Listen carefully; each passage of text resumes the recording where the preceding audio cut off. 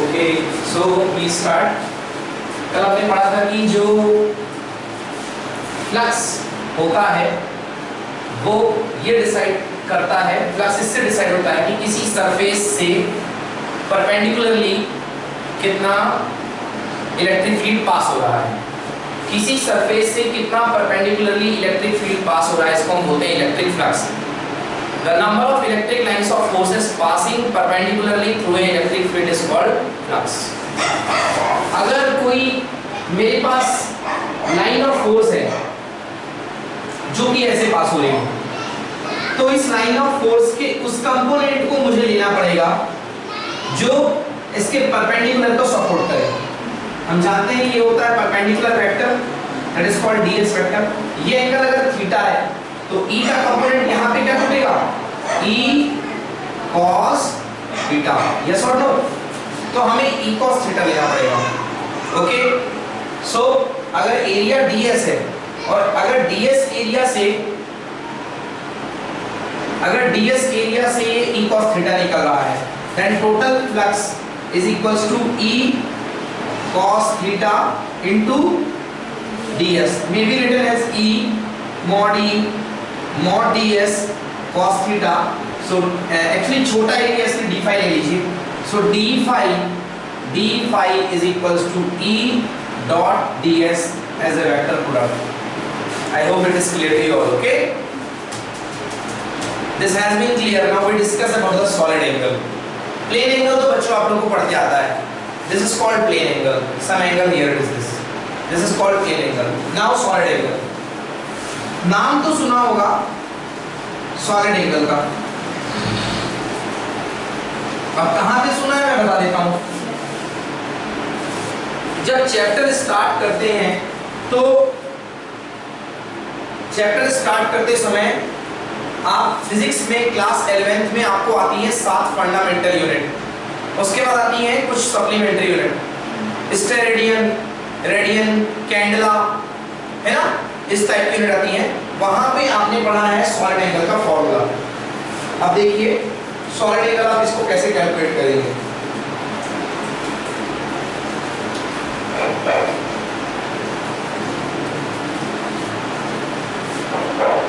यदि एक तरबूज वाले को आपने देखा है, तरबूज वाले को, अब वो एक तो तरबूज जो होता है 3D हुआ करता है। ओके, तरबूज जो होता है 3D हुआ करता है। पहले प्लेन एंगल को समझिए। प्लेन एंगल मतलब ये लाइन और एक ये लाइन, इसके बीच का एंगल क्या होता है, प्लेन एंगल। अब जो तरबूज वाला हुआ करता है, मान लो उसने इसके तरबूज के सरफेस पर यहां पे एक ऐसा कुछ गोल सा काटा, गोल सा काटा। आप देखते होंगे वो तरबूज काटने वाला ऐसा काटता है, यूं यूं यूं और यूं, और उसको निकाल करके आपको ऐसे रख देता सजा करके, है ना, कितना अच्छा सा दिखता है वो स्लाइस, है ना, ऐसे काटता है, पिरामिड जैसा बन जाता है वो। अगर मैं उसको बनाने की कोशिश करूं तो शायद मेरी ड्राइंग तो ज्यादा अच्छी नहीं है मगर आप समझ पा रहे होंगे, ऐसा कुछ दिखता है। मतलब ये ऐसा मैंने टेढ़ा रख दिया है, इसको ऐसे रख दिया है ना, वो उसको ऐसे सजा के रख देता है, देखो भैया मीठा है, खा के देखिए, यस और नो। तो ऐसे ये बताओ कि अगर ये गोल गोल काटे तो ये गोल गोल काटेगा तो इसके सेंटर तक जाएगा, हो सकता है नीचे तक चला जाएगा, उसका बहुत अच्छा आइडिया है। तो ये कुछ ऐसा बनेगा, यस और नो। बच्चे भी निकालेगा इसको बाहर तो एक कोन शेप का निकलेगा कोन शेप का। अब यहाँ पे जो एंगल बनेगा वो राउंडेड बनेगा, वो प्लेन एंगल नहीं है, वो 3D एंगल। कौन सा एंगल, 3D एंगल। इस एंगल को बोलते हैं बच्चों सॉलिड एंगल। क्या बोलते हैं, सॉलिड एंगल। क्या बोलते हैं, सॉलिड एंगल। अगर ये छोटा सा सरफेस, इसका नाम है ds, क्या नाम है, ds, तो इसके सॉलिड एंगल का नाम क्या होगा मालूम है आपको, d ओमेगा। क्या नाम होगा, dm हो गया, d ओमेगा। इसको हम लोग स्टेरेडियन से मेजर करते हैं। किससे मेजर करते हैं, स्टेरेडियन से। तो ये होता है solid angle. Solid angle is the 3 dimensional equivalent of the ordinary 2 dimensional plane angle. ये ऑर्डिनरी 2 डायमेंशनल प्लेन एंगल का 3D वर्जन है। 2D तो जानते हो आप लोग, अब 3D भी जान लिया। तो ये क्या है, ये 2 डायमेंशनल प्लेनर एंगल का 3D वर्जन है। क्लियर? ये कहलाता है आपका सॉलिड एंगल। इसकी एसआई यूनिट क्या होती है? स्टेरेडियन। अब देखिए थोड़ी सी बात करते हैं। यहां पर ये मैंने पीस निकाल लिया, वो पीस निकल गया। अब इस पर जो सरफेस नॉर्मल कहां जाएगा? ds, नॉर्मल परपेंडिकुलर, यस और नो? तो यहां जाएगा ds, ये इस पे गया बाहर की ओर ds, इसका नॉर्मल, ये vector r, radial vector, radius vector, और वो दिख रहा आपको d ओमेगा। मैंने ऐसे बनाया था d ओमेगा, आप इसको d ओमेगा ऐसा भी बना सकते हैं, d ओम ओमेगा। आपने पढ़ा है ना क्लास 10th में d ओम। ये देखिए ये क्या हो रहा है, अब ये जो सरफेस है ये थोड़ी सी टिल्टेड है नीचे की तरफ, ये सरफेस थोड़ी सी टिल्टेड है नीचे की तरफ, मतलब यू सरफेस है। इसका जो नॉर्मल वेक्टर है वो आ रहा है यहां, यूनिट वेक्टर नॉर्मल का, प्लेन जो प्लेन का वेक्टर है वो आ रहा है यहां, ओके। और जो इलेक्ट्रिक फील्ड है रेडियल वेक्टर, हाँ होगा, इलेक्ट्रिक फील्ड होगा, कुछ भी होगा, यहां हो रहा है, ओके। तो इसको किसकी तरफ तोड़ेंगे? इसकी तरफ। बताया ना मैंने शुरू में, बताया ना मैंने, इसको इसकी तरफ तोड़ेंगे। हाँ, अगर यहां पर चार्ज रखा होगा, चार्ज, सुनो बच्चों ध्यान से देखो, अगर यहां पे चार्ज रखा होगा और ये कटिंग ऐसी है तो इसका नॉर्मल भी यहां जाता और चार्ज भी, सॉरी इलेक्ट्रिक फील्ड भी यही जाता। तो E और ds के बीच का एंगल कितना होगा? 0 डिग्री। E और ds के बीच का एंगल 0 डिग्री। उस समय होता मैक्सिमम फ्लक्स। क्या होता? Maximum flux. देखो हालत कुछ ऐसे है, ये ds जा रहा है और ये E जा रहा है नीचे से, सोर्स लग गया। देखिए पूरा का पूरा जो लाइन जाएंगी वो फ्लक्स में कंसीडर होंगी कि नहीं होंगी? होंगी ना, क्योंकि यहां पर इसके और इसके बीच का एंगल कितना है? दोनों पैरेलल हैं, 0 डिग्री। याद रखिएगा 90 डिग्री में 0 फ्लक्स, 0 डिग्री में मैक्सिमम फ्लक्स, यस और नो? 90 डिग्री में 0 फ्लक्स। प्लेन के साथ अगर 90 डिग्री बनाएगा, अगर लाइंस ऑफ फोर्सेस ये जाएंगी, इलेक्ट्रिक फील्ड ये है, इस समय फ्लक्स कितना आएगा? 0, और इस समय फ्लक्स क्या होगा? मैक्सिमम। समझ रहे बच्चों? ये फ्लक्स क्या होगा? मैक्सिमम। क्लियर? तो यहां पे ये फ्लक्स हो जाएगा मैक्सिमम, ठीक है ना? यहां पे मैंने क्या बताने की कोशिश करी है? यहां पे मैंने ये बताने की कोशिश करी है कि यहां पे इस सरफेस का नॉर्मल वेक्टर ये जा रहा है, ये सरफेस का नॉर्मल वेक्टर ये जा रहा है, यहां पर चार्ज होगा, इसका रेडियल वेक्टर ये है, तो ये हो गया अपने पास थीटा, ओके। अगर ये r वेक्टर है, ये r कैप है, तो ये ds है, तो इसका इसकी तरफ कंपोनेंट क्या टूटेगा? r cos थीटा, यस और नो? r cos theta. तो फार्मूला देखिए, सॉलिड एंगल निकालने का formula, d omega is equal to ds cos theta upon r square. d omega equal to ds cos theta upon r square. r समझ में नहीं आ रहा है? d omega equal to ds cos theta upon r square, ये होती है इसकी value, okay. ds equals to d omega cos theta, ds cos theta upon r square, d omega की वैल्यू, ये आपको याद करना पड़ेगा, okay. Solid angle subtended by the area element ds।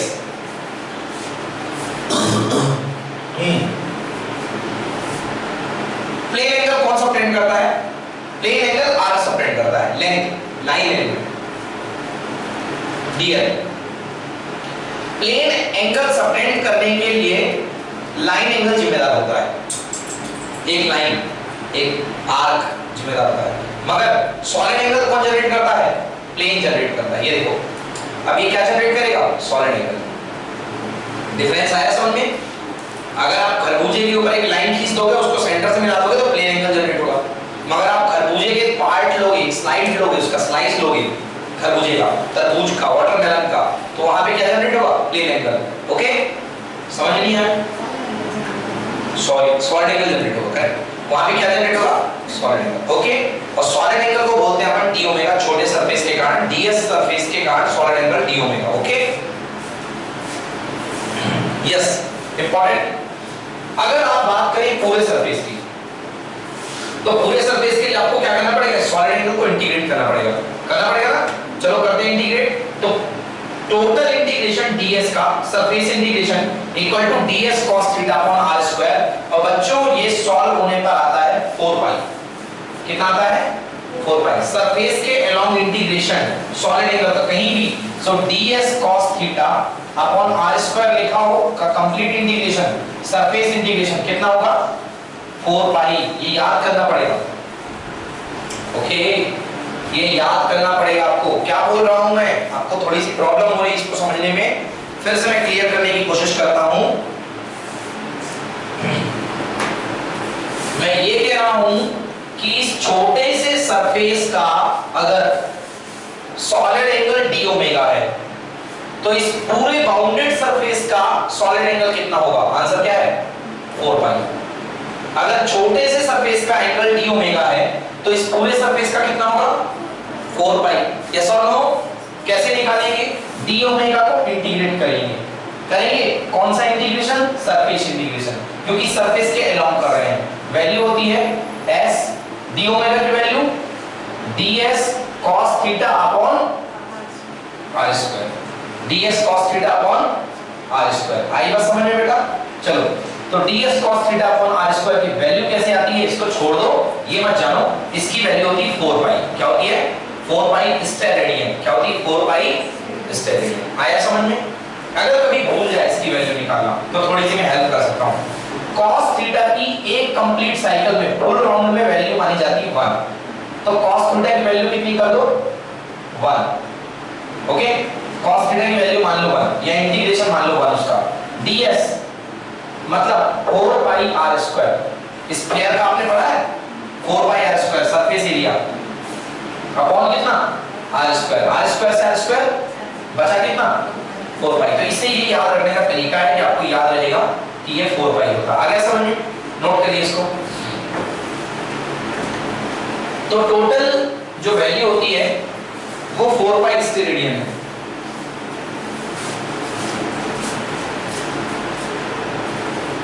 Total value is the 4 pi steradian.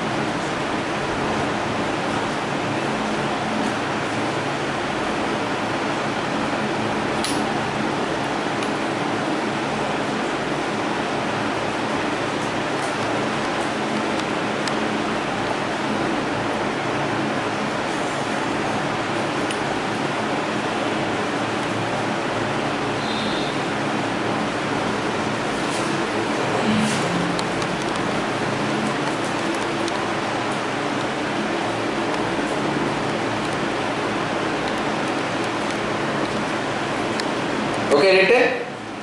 Any problem? So this is about the solid angle. ये solid angle की geometry हमने पढ़ ली कंप्लीट, और ये कैसे सॉल्व होता है ये हमने पढ़ लिया।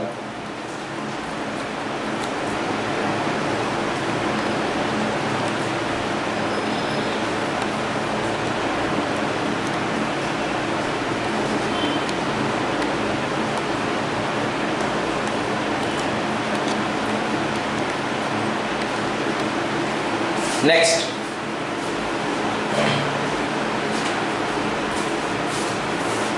Gauss theorem. ओके, सो अब हम गॉस थ्योरम पढ़ने जा रहे हैं। पहली चीज, गॉस थ्योरम का यूज क्या है? गॉस थ्योरम का यूज है किसी भी चार्ज कॉम्बिनेशन का, चार्ज कॉन्फ़िगरेशन का इलेक्ट्रिक फील्ड फाइंड करना। किसी भी चार्ज कॉन्फ़िगरेशन का किसी पॉइंट पर इलेक्ट्रिक फील्ड फाइंड करना, यही एप्लीकेशन है गॉस थ्योरम का। ओके, गॉस थ्योरम का स्टेटमेंट क्या है? The surface integral of the electric field, the surface integral of the electric field intensity over a closed hypothetical surface called Gaussian surface in the free space is equal to 1 by epsilon naught times the net charge enclosed within the surface. अब मैं समझाता हूं इसको detail में. The surface integral of the electric field intensity over any closed hypothetical surface called Gaussian surface in a free space is equal to 1 by epsilon naught times the net charge enclosed within the surface. किसी electric field का surface integration charge combination के कारण जो electric field बनेगा, अभी तो charge के कारण बनता था, हम मैक्सिमम पॉसिबिलिटी क्या लेंगे, चार्ज कॉम्बिनेशन के कारण. चार्ज कॉम्बिनेशन के कारण बनने वाले इलेक्ट्रिक फील्ड का सरफेस इंटीग्रेशन, ये है सरफेस इंटीग्रेशन. चार्ज कॉम्बिनेशन के कारण बनने वाले इलेक्ट्रिक फील्ड का सरफेस इंटीग्रेशन उस चार्ज कॉम्बिनेशन सिस्टम के भीतर जितना चार्ज प्रेजेंट होगा Q इनक्लोज्ड का 1 अपॉन एप्सिलॉन नॉट टाइम्स होगा. किसी चार्ज कॉम्बिनेशन के कारण रेडिएट जो हो रहा है इलेक्ट्रिक फील्ड, उसका सरफेस इंटीग्रेशन जो होगा वो उस चार्ज कॉम्बिनेशन में प्रेजेंट चार्ज का 1 बाई एप्सिलॉन नॉट टाइम्स होगा. आया समझ में? फिर से लिखता हूं, इलेक्ट्रिक फील्ड का सरफेस इंटीग्रेशन, इलेक्ट्रिक फील्ड का सरफेस इंटीग्रेशन, यस और नो, इलेक्ट्रिक फील्ड का सरफेस इंटीग्रेशन उस बॉडी में प्रेजेंट चार्ज का, जितना चार्ज प्रेजेंट है का कितने गुना होगा, 1 अपॉन एप्सिलॉन नॉट टाइम्स होगा. आ गया समझ में? अच्छा, इसको क्या बोलते हैं sir? Surface integration of electric field को क्या बोलते हैं? फ्लक्स, इलेक्ट्रिक फ्लक्स, यस और no. So electric flux equals to Q upon epsilon naught. This one. What is this? This is Q enclosed. याद रहे, इनक्लोज्ड, हमेशा इनक्लोज्ड चार्ज लेना है. किससे इनक्लोज्ड? सरफेस से. किससे इनक्लोज्ड? सरफेस. जैसे जैसे भी हम आगे चलते जाएंगे वैसे वैसे इसकी समझ और अच्छी आती है. देखिए, so total electric flux is equal to the surface integration of electric field is equal to the 1 by epsilon naught into total charge present. इन्होंने तो और अच्छी तरीके से दिया. मान लो अगर सिस्टम के अंदर 3 चार्ज हैं, Q1, Q2, Q3, तो इससे निकलने वाले पूरे इलेक्ट्रिक फील्ड का सरफेस इंटीग्रेशन, इस सरफेस से निकलने वाले संपूर्ण इलेक्ट्रिक फील्ड का सरफेस इंटीग्रेशन इस बॉडी के अंदर present total charge Q1 plus Q2 plus Q3 का कितना गुना होगा, 1 बाई एप्सिलॉन नॉट. आ गया समझ में? 1 बटे एप्सिलॉन नॉट. मतलब आपको डायरेक्टली पूछा जाए कि यहाँ पे कितना फ्लक्स निकलेगा, तो answer Q1 plus Q2 plus Q3 total कितना चार्ज प्रेजेंट है, multiplied by 1 by epsilon naught. आ गया समझ में? चलिए, अच्छा, इसका एक फायदा है. अगर इलेक्ट्रिक फील्ड कांस्टेंट है, इसको सॉल्व करेंगे तो हमारे पास आएगा E डॉट ds को सॉल्व करेंगे तो बनेगा mod ds cos थीटा. अगर इलेक्ट्रिक फील्ड कांस्टेंट है तो E को मैं कहां ले लूंगा, अंदर बचेगा ds cos थीटा, बचेगा ds cos theta equal to something something. Yes और नो? अगर मैं इस क्वांटिटी को सॉल्व करने के बाद इसके अपॉन में ले जाऊंगा तो मेरे पास क्या निकल के आ जाएगा, इलेक्ट्रिक फील्ड का मैग्नीट्यूड. यस और नो? क्या निकल के आ जाएगा, इलेक्ट्रिक फील्ड का मैग्नीट्यूड. तो मतलब इस थ्योरम की वजह से, इस थ्योरम की हेल्प से हम एक चार्ज कॉम्बिनेशन का, चार्ज कॉन्फ़िगरेशन का इलेक्ट्रिक फील्ड इंटेंसिटी फाइंड कर सकते हैं. बेटा याद है, समझ में आया? हम किसी भी चार्ज कॉम्बिनेशन का, चार्ज कॉन्फ़िगरेशन का, चार्ज की व्यवस्था का इलेक्ट्रिक फील्ड क्या होगा हम फाइंड कर सकते हैं with the help of Gauss theorem. Okay, आ गया समझ में statement? So this is the statement. What is statement? E dot ds equal to Q enclosed into 1 by epsilon naught. E ये क्या होता है, flux. So total flux equal to Q upon epsilon naught. ये बहुत important है. I hope it is clear to you all. Okay? चले आगे. अब चलते हैं proof of Gauss theorem. Okay? For the spherical symmetrically surface, spherically symmetric surface. अब हम Gauss theorem को प्रूफ करने जा रहे हैं अलग-अलग सरफेसेस के लिए. सबसे पहले हम बात करेंगे एक स्फेरिकली सिमेट्रिक सरफेस के लिए गॉस थ्योरम को प्रूव करेंगे. ये देखिए ओके, हम हालांकि गॉस थ्योरम को तो हम किसी भी सरफेस के लिए प्रूफ कर सकते हैं, रेगुलर सरफेस, मगर इसमें जो हमारे सिलेबस में है सबसे पहले प्रूफ करना है गॉस थ्योरम को for spherically symmetric surface. Spherically symmetric surface के लिए हमें गॉस थ्योरम को प्रूफ करना है। ये मैं रख कर रहा हूं।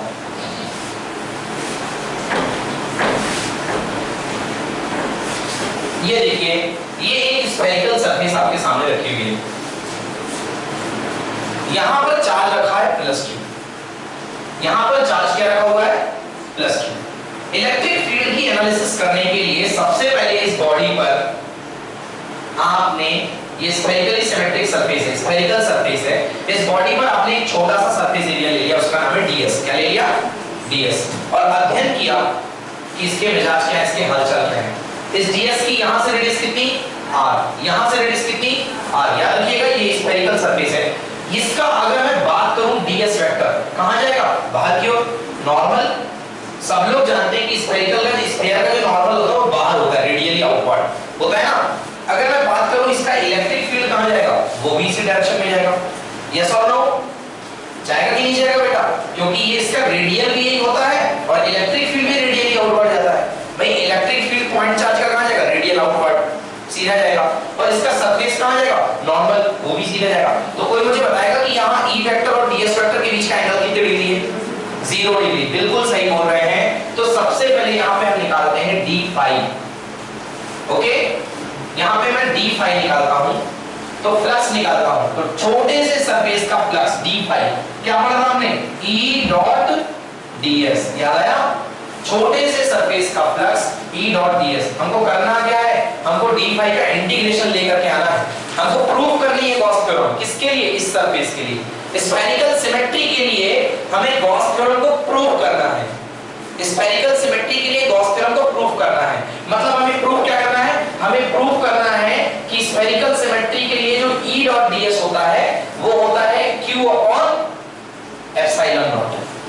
कितना चार्ज प्रेजेंट है, q अपॉन एप्सिलॉन नॉट। ये प्रूफ करके लेके आना है। तो सबसे पहले बात करते हैं इससे। तो d phi is equals to होता है E डॉट ds। E की वैल्यू कितनी होगी इस पॉइंट पर, बहुत पढ़ाया, खूब बताया, 1/4 pi epsilon not into q upon r square, क्योंकि ये डिस्टेंस रेडियस है। तो इस पॉइंट पर E की वैल्यू, पहले तो सॉल्व कर लो सर। हां भाई यो सॉल्व कर लो। Vector E vector ds cos कितने डिग्री बच्चों, 0 डिग्री। cos 0 की वैल्यू 1। सो ये हो गया only E into ds, magnitude वाले। E की value 1/4 pi epsilon not into q upon r square into कितना, ds। ओके, ठीक है बच्चों। अच्छा मैंने क्या किया, मैंने डायरेक्टली इनका मैग्नीट्यूड रख दिया, क्योंकि मैंने cos 0 यहां दिखा दिया, मैंने यहां पे cos 0 दिखा दिया। अगर आप चाहें तो थोड़ी सी, अगर आपकी फिजिक्स अच्छी है तो आप एक और कांसेप्ट का यूज कर सकते हैं। इसकी वैल्यू क्या होगी, 1/4 pi epsilon not into q upon r square, r cap, क्योंकि ये रेडियली आउटवर्ड जाता है। और ds की डायरेक्शन क्या होगी, ds magnitude into n cap, और r कैप और n कैप एक ही दिशा में है। तो आपने पढ़ा होगा same vector i cap dot i cap equals to कितना होता है, 1। तो ये i cap r cap n cap दोनों एक ही दिशा में ही तो है, तो इनका प्रोडक्ट कितना आ जाएगा, 1। और मैंने इसी चीज को cos 0 की भाषा में लिख दिया। तो बात एक ही है, चाहे आप cos 0 को लेके करें, चाहे i कैप को लेके करें। अब यहाँ पे cos 0 करने की जरूरत नहीं है, क्योंकि डायरेक्टली डॉट डॉट कितना हो गया, 1। चलिए ये हो गया अपने पास d phi. So finally d phi is equals to, इसकी वैल्यू अभी 1 कर देगा, देखिए अगले स्टेप में हियर ये equals to 1। a dot b बराबर mod a mod b cos theta. हमने क्या किया, ये तो किया था cos 0, ये वैल्यू आ गई 1 इसकी। मतलब फाइनली हमारे पास हो गया d phi equals to 1/4 pi epsilon not into q upon r square. ये सब हमको क्या बोला गया है, हमको प्रूव करना है कि फ्लक्स, टोटल फ्लक्स कब आएगा, टोटल फ्लक्स कब आएगा, जब हम d फाई का क्या करेंगे, इंटीग्रेशन। यस और नो, तो integrating both the side, integration करेंगे। सो d फाई का integration is equals to 1/4 pi epsilon not into q upon r square और ds का इंटीग्रेशन। यस और नो बच्चों, प्रूव क्या करना है, प्रूव करना है कि net flux phi equals to होता है q अपॉन एप्सिलॉन नॉट। या ई डॉट डीएस का इंटीग्रेशन, तो ई डॉट डीएस की वैल्यू तो ये आ चुकी है, अब इसी का तो इंटीग्रेशन करना है, ई डॉट डीएस का इंटीग्रेशन करो या पाई का इंटीग्रेशन करो, बात तो एक ही है। चलिए सॉल्व करते हैं। सर 1 बाई पाई का इंटीग्रेशन कितना, पाई, डी फाई का integration pi. Sir 1 by 4 pi epsilon not 0 क्या है, कांस्टेंट बाहर ले लो, ले लिया। सर क्यू क्या है, कांस्टेंट बाहर ले लो। भाई अंदर क्या बचा, अंदर केवल बचा 1 अपॉन आर स्क्वायर और कितना, ds 1 upon r square ds। ये देखिए 1 अपॉन आर स्क्वायर अपने पास आ गया ds। सरफेस है वेरिएबल, रेडियस वेरिएबल नहीं है, तो q upon 4 pi epsilon not into r square भी आ गया कांस्टेंट, बाहर आ गया, और अंदर केवल कितना बचा, ds। Surface integration, surface integration मतलब टोटल, इंटीग्रेशन मतलब टोटल, सरफेस टोटल स्क्वायर का कितना होता है 4 पाई, बस आ गया answer. So q upon epsilon naught 4 pi epsilon not into r square, तो ये वाला था, और इसकी वैल्यू कितनी हो गई 4 पाई, 4 पाई से 4 पाई, आर स्क्वायर से आर स्क्वायर, आंसर कितना आ गया q अपॉन एप्सिलॉन नॉट। तो ये आ गया net flux equals to q upon epsilon naught. हो गया प्रूफ। सो किसी सरफेस से जाने वाला नेट फ्लक्स जो होता है वो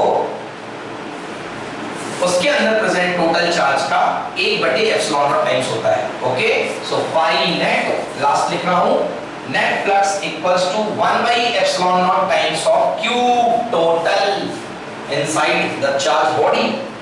चार्ज बॉडी के अंदर जितना प्रेजेंट होगा उसका 1/ε नॉट। आ गया समझ में बच्चों, इसको नोट करिए, कर लिया, नोट करिए आप।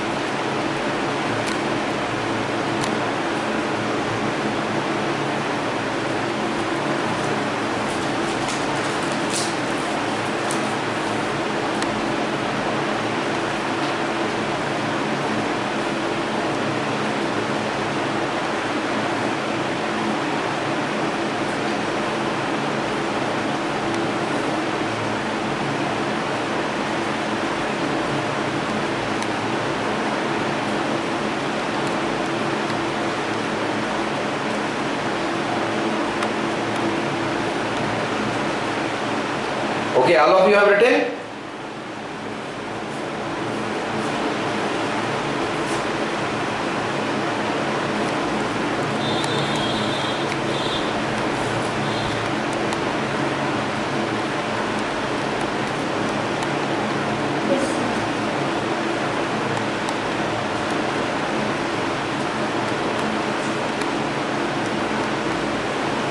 Okay, move to the next topic.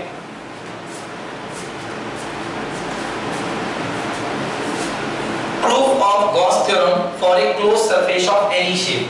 अभी तो स्फेरिकल सिमेट्री शेप के लिए कर लिया, अब किसी भी शेप का अपने पास ज्योमेट्री आ गई है, उसके लिए हमें गॉस थ्योरम प्रूफ करना है, तो हम कैसे प्रूफ करेंगे?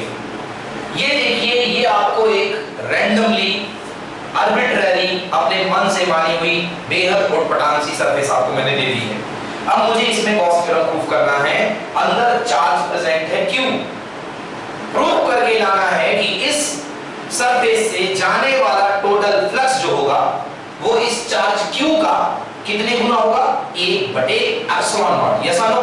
ये प्रूफ करना है कि इससे जाने वाला टोटल फ्लक्स इस चार्ज का 1/ε0 टाइम्स होगा। फिर वही यहां पर मैंने एक सरफेस कंसीडर किया, ये क्या है, डायरेक्शन किसकी है, इलेक्ट्रिक फील्ड की, रेडियली आउटवर्ड, रेडियली आउटवर्ड, ये डायरेक्शन मैंने इसका कंसीडर कर लिया इस सरफेस का। आपको लग रहा है क्या कि इसका नॉर्मल यहां तरफ ही जाएगा? मुझे नहीं लग रहा, मुझे लग रहा थोड़ा सा हल्का सा इस तरफ जाएगा इसका नॉर्मल। ये सरफेस थोड़ी सी झुकी हुई है नीचे की तरफ। ओके, ये सरफेस थोड़ी सी नीचे की तरफ झुकी हुई है।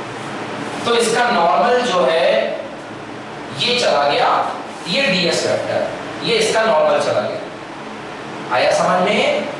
ये चला गया इसका ds वेक्टर, मतलब इसका नॉर्मल। क्लियर है? अब देखिए E वेक्टर यहां है, ds वेक्टर यहां है, हम E के कंपोनेंट तोड़ेंगे ds की तरफ तो बनेगा E cos थीटा। क्या बनेगा? E cos theta. ये थीटा है। तो अब हम देखते हैं कि फ्लक्स कितना होगा। फ्लक्स वही तरीका, flux equals to E dot ds। बाद में करेंगे तो E ds cos थीटा ही आएगा। अब इसको देखिए, मैं इसको अपने तरीके से लिख करूं तो d phi is equals to mod E mod ds cos of theta. ये वही E cos थीटा है, क्योंकि आपका जब ds की तरफ कंपोनेंट देखोगा वो E cos थीटा, तो आप मल्टीप्लाई करोगे E cos theta into ds, तो वो अपने आप रिजल्ट दे देता है। वेक्टर इतना अच्छा चीज है कि आपको मल्टीप्लाई कर देता है, अपने आप दे देता है वो रिजल्ट। तो इन लोगों ने क्या कर दिया, इन लोगों ने कह दिया E क्या फार्मूला क्या है, 1/4 epsilon not q upon r square into r cap हो जा रहा है इधर।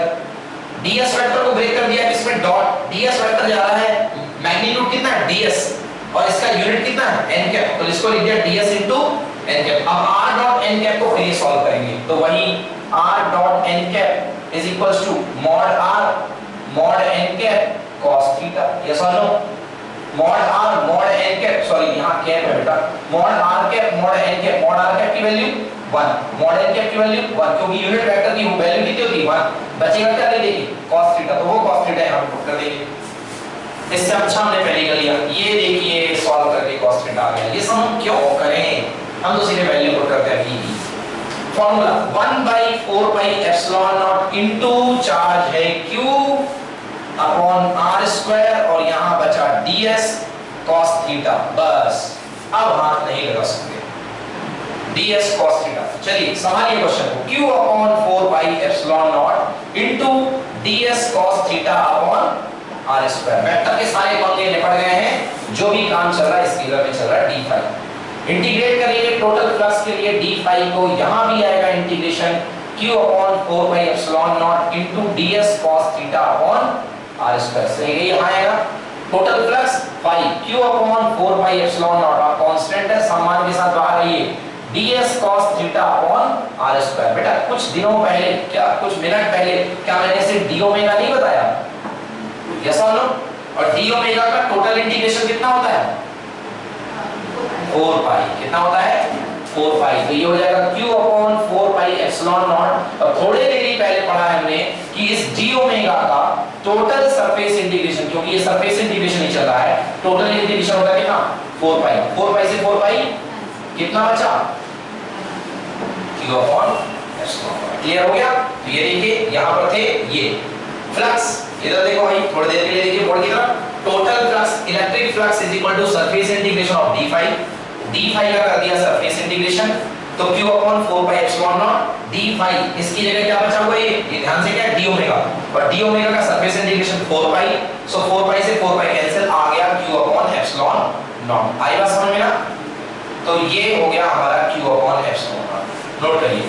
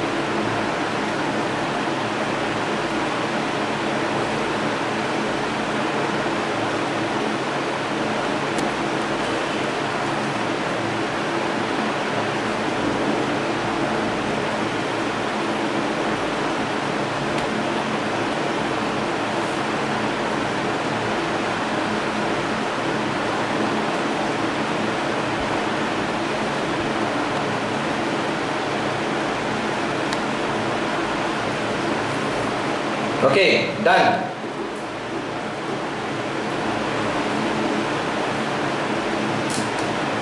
हो गया बच्चों? चलिए नेक्स्ट लास्ट डेरिवेशन लिखेंगे।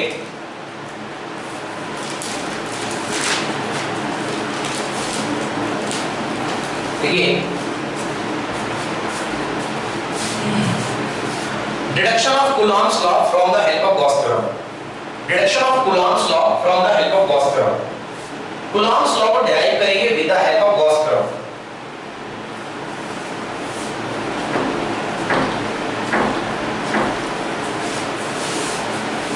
Deduction of Coulomb's law with the help of Gauss theorem. Coulomb's law क्या था? कूलॉम्स लॉ था कि किसी चार्ज q पर लगने वाला फोर्स q नॉट पर 1/4 pi epsilon not into q not upon r square. ये होता है अगर r डिस्टेंस पर कोई चार्ज q नॉट रखा हुआ है तो उस पर लगने वाला फोर्स ये होगा। भाई हम क्या कर सकते हैं गॉस थ्योरम से? हद से हद हम इलेक्ट्रिक फील्ड निकाल सकते हैं। क्या निकाल सकते हैं? और एक बार यदि इलेक्ट्रिक फील्ड आ गया तो इलेक्ट्रिक फील्ड E पर यदि Q चार्ज रखा हुआ है, Q नॉट चार्ज रखा हुआ है, तो फॉर्मूला होता है फोर्स इक्वल टू वो चार्ज जो उस फील्ड पर रखा हुआ है into electric field F equal to QE। Yes और नो? तो अगर Q नॉट चार्ज रखा हुआ है तो फॉर्मूला होगा फोर्स का F equal to Q not E। सवाल ये है कि यहाँ पर E फाइंड कौन करे? चलिए शुरू करते हैं। E फाइंड करने के लिए सबसे पहले सेंटर पर एक चार्ज ले लेते हैं। ये ले लिया प्लस Q चार्ज। यस और नो? हमें किसी डिस्टेंस पर यहां पर इलेक्ट्रिक फील्ड निकालना है। बाद में हम वहीं पर उस पॉइंट को पुट करेंगे क्योंकि वहीं पर हमें फोर्स निकालना है। तो r डिस्टेंस पर मान लिया इसका इलेक्ट्रिक फील्ड यूं जा रहा है। जहां पर इलेक्ट्रिक फील्ड निकालना है वहां पर गॉसियन सरफेस, यहां पर थोड़ा सा सरफेस एज्यूम करिए। इस पॉइंट पर एक छोटा सा सरफेस, ये मान लिया मैंने इस पॉइंट पर एक छोटा सा सरफेस, इसका नाम है ds।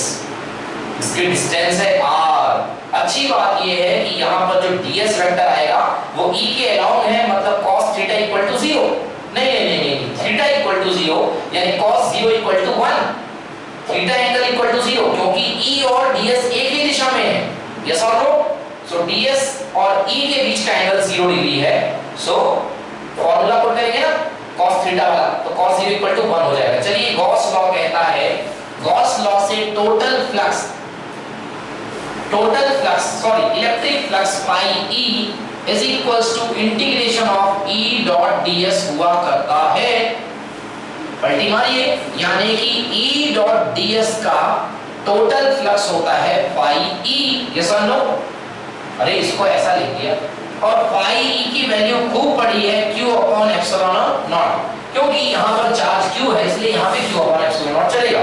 अगर यहाँ पे दो चार्ज होते तो मैं लिखता Q प्लस Q 2Q, क्योंकि Q इनक्लोज लेना है। E डॉट ds बरकरार, E डॉट ds। चलिए बात करते हैं E डॉट ds की। क्या हो जाएगा E dot ds? Mod A mod B cos theta. कितने डिग्री एंगल है? 0 degree angle equals to Q upon epsilon not. Yes और नो? E की वैल्यू पुट करते हैं। E की वैल्यू यहाँ के कारण इस पॉइंट पर बच्चा जानता है 1/4 pi epsilon not into Q upon r square. Yes और no? E into 1/4 pi epsilon not into Q upon r square. क्यों करें हम इतनी मेहनत? सर E कांस्टेंट है, क्यों बाहर नहीं लेते हो? अरे अभी तो याद आया भाई, अब लीजिए बाहर। सर E कांस्टेंट है, चाहे इस पॉइंट पर निकालो, इस पॉइंट पर, हर पॉइंट पर E फिक्स आएगा सर, क्योंकि आपका r पॉइंट फिक्स डिस्टेंस पर है। आपको यहाँ पे फोर्स चाहिए है ना, मतलब r डिस्टेंस पर फोर्स चाहिए है। सर यहाँ पर जो भी सरफेस होगा ना उस पर फील्ड सेम आएगा क्योंकि रेडियस सेम है। E बाहर हो गया, अंदर कौन बचा? ds cos 0 की वैल्यू 1, मतलब अंदर कौन बचा? ds equals to Q upon epsilon not. E surface integration एक राउंडेड सरफेस का क्या होगा बोलो? 4 पाई। ये वो नहीं है जो आप समझ रहे हो, ये सरफेस इंटीग्रेशन है।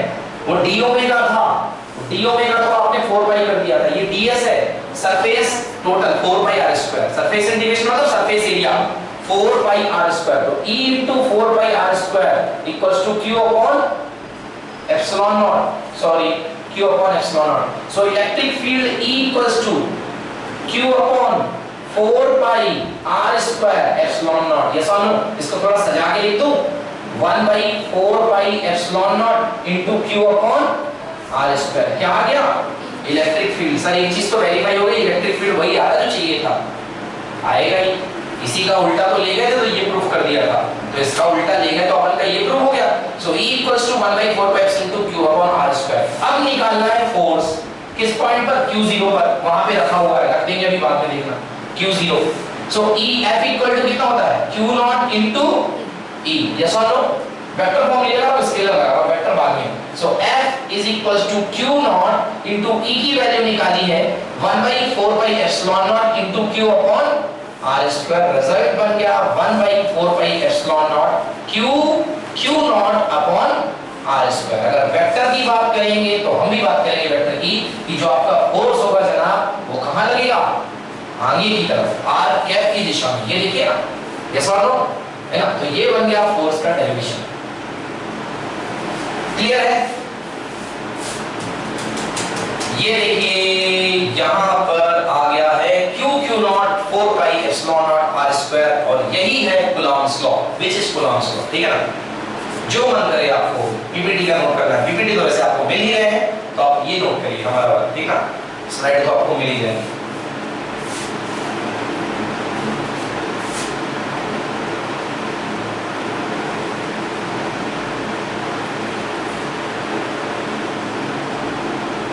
चलिए तो आज हम इतना ही पढ़ेंगे, ठीक है ना? 3 डेरिवेशन हमने कर लिए हैं। कल आपके इलेक्ट्रोस्टैटिक को 2 पार्ट में बांटा गया है, तो पहला पार्ट कल ऑलमोस्ट फिनिश, हालांकि हमने दूसरे पार्ट का भी आधा पार्ट कर लिया है, पोटेंशियल वाला कवर कर लिया है। लास्ट वाला पार्ट कैपेसिटर का बचा है, मे बी 1.5 क्लासेस में वो फिनिश हो जाएगा।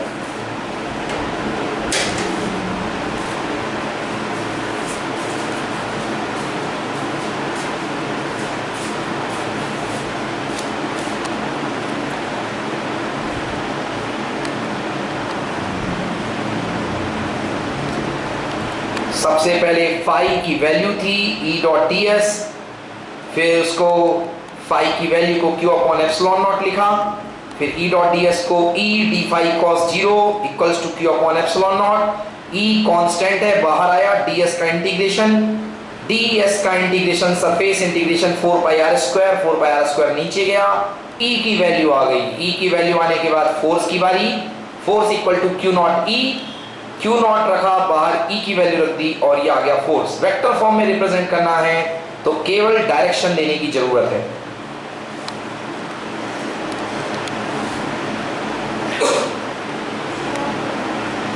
ओके, ये हो गया कंप्लीट।